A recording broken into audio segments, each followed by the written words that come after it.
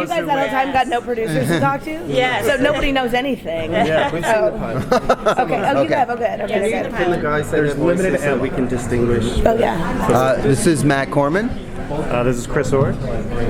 I'm Julie Plec. So can you talk about the genesis of the whole project and what brought you all together as well? Absolutely.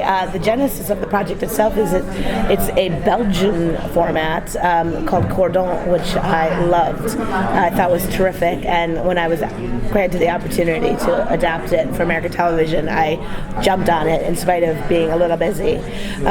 Because I was a little busy, my first realization was I'm going to need partners in crime, or at the time a partner in crime, and Matt and Chris came across my desk, and I remembered that I had been a fan of theirs years ago when I was an executive at the management company that represented them, and they of course had done covert affairs, so for me they had already had an experience running their own show, so I knew that they would be assets, and all we needed to do was be the proper tone and voice match, which is like a marriage made in heaven or hell, depending on how it goes. Although I think we found from our first meetings, and then obviously the first week break in the season, but like we approach storytelling very similarly. I think we like the same things in the stories. I think we all three of us like a lot of heart in our stories. There's a lot of human stories. I mean, this is a pretty intense subject, and yet here's a great opportunity to tell some amazing human stories in terms of how people rise to the occasion, how they do the right thing and sometimes do the wrong thing, or do the wrong thing then have to compensate and redo the right thing. So for us, it's really a human story more than anything. Yeah, absolutely. And for us, just being able to work with Julie is an amazing learning experience every day. I mean, it's masterful, and the fact that you're juggling 3 shows now is something very few people in Hollywood can do.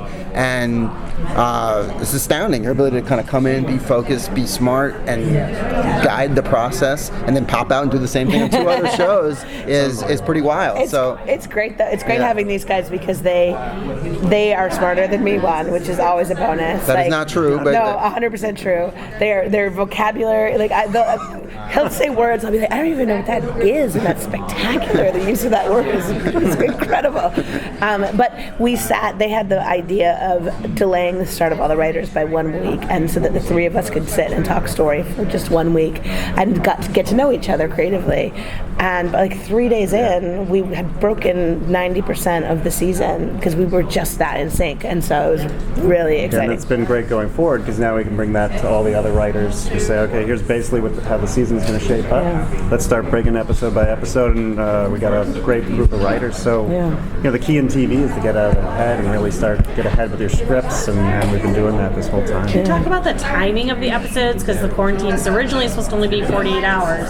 But we, in the pilot, the very first thing you see is day 15. We're not doing necessarily every episode is 1 day. I mean, there's a looseness to the timeline where sometimes a day or 2 will pass in between, or it'll spread out over a night or 2. But for the most part, what began as 48 hours, I think in the Belgian version, at the end of their first season was 30 days, and showed no signs of stopping. So we'll play within that realm. Can you talk about what it was about Cordon, the original show, that appealed to you, that grabbed you so much? I just love, I don't know why, it's very sad.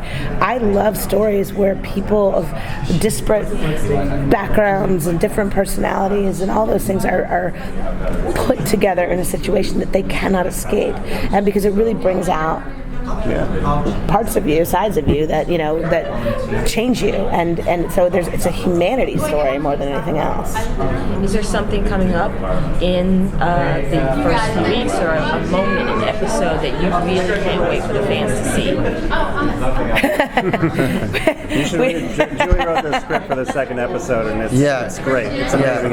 It takes the pilot and just propels it forward. So to say one moment, no, but the whole episode a series of amazing moments. Except It's really great. there is one moment that is our favorite because Yeah. we have this rule that says every episode has to hit the yeah. 4 H's, which one of them is a word that I didn't know was a word until he said it. But it's horror, heart, humanity, and heuristics. Which Oh no, look it up. and holy shit. Oh, holy shit! Yeah, sorry. Hey, humanity. Swap out humanity for holy shit. And so we found our horror beat at the end of the first act, and we love it so much. And the studio called in the notes call, and they were like, "We're not sure about that beat." And I was like, "What?" And they're like, "It's pretty disgusting." And I said, "Yeah." And it was all these great women on the phone being like, "We all screamed when we read that," and I said, "That's good," you know. So that one will be fun if it makes it through the notes process and it makes it through broadcast standards. It'll be a good. It'll be a good We run. look forward to being scarred by it. They-